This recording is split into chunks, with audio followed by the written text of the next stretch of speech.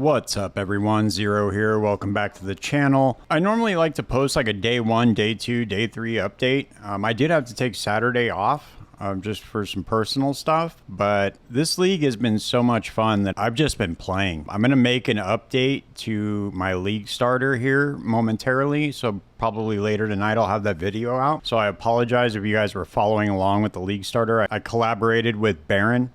He's also running a similar type build, so he kind of helped me out with how to squeeze a little bit more DPS out of the league starter. Right now, I just got my first Void Stone, and I'm going to finish out my Atlas completion and stuff. But I just wanted to give my thoughts on the league so far. This league is, aside from Affliction, has probably been the most fun that I've had in the game. It took me 10 hours to get through the campaign, and it's because I was having fun running the mechanic in every single area. It's been an absolute blast. The mechanic itself is really, really cool. Just doing the different types of breaches. So if you guys aren't familiar, there's like 4 different types of breaches. There's the one that expands out. There's the one that rushes in. There's the one where you have to protect Islet. And then there's the other one where you actually go into the fortress and you have to defeat all these waves. It's pretty cool. On one of the mechanics, you stabilize the breach, and then there's a couple different options of what can happen next. Like you either spawn these rares, which sometimes spawn with Soul Eater, unfortunately. If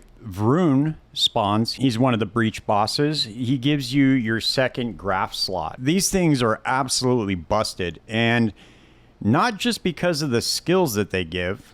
Mine suck right now, but check this out. Just pop over here to PoE real quick.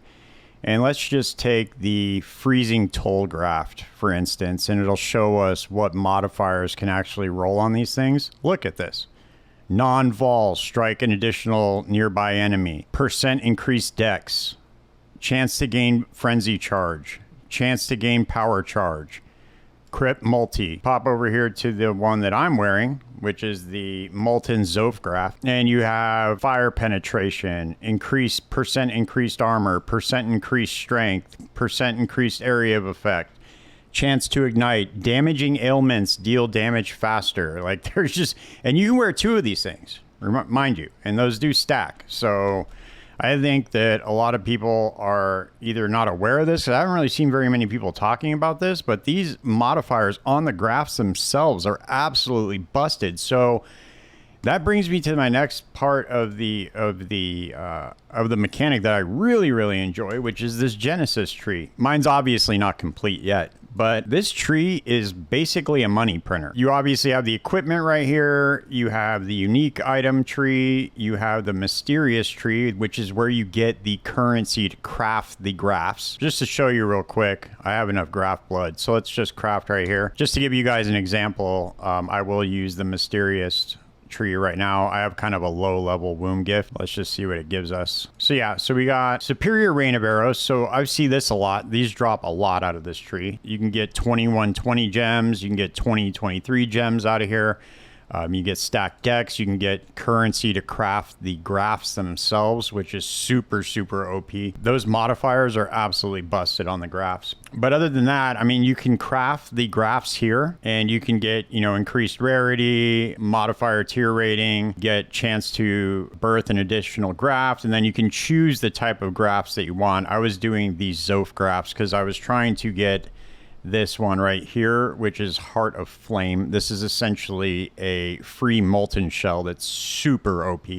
This thing has kept me alive, like, I don't even know how many times I can count.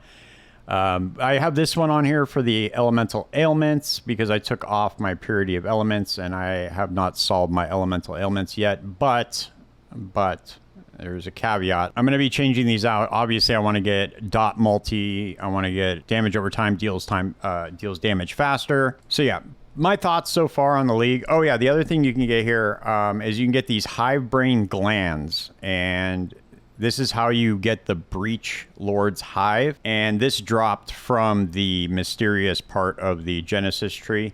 And once you put these in, these act as like a scarab, so you can actually access the Breach Lord's Hive. You just slap this in your map device with one of your maps. And this tree has allowed me to get, I had a 5-link pretty early on from crafting on this tree. If you guys aren't familiar with how this works for the equipment, you want to pick all these small nodes here. This has things like plus 50 to modifier tier rating. This is kind of similar to the Necropolis Graveyard without all the tedium that was involved with that. You get, chance to birth an additional equipment item, modifier tier rating, values are rolled in additional time, keeping the best outcome. There is something that somebody brought up. I don't know how true this is. I've still yet to test this, but they said that when you put severing on there, that it removes the lowest level modifier. And apparently that can also mean +1 to skills.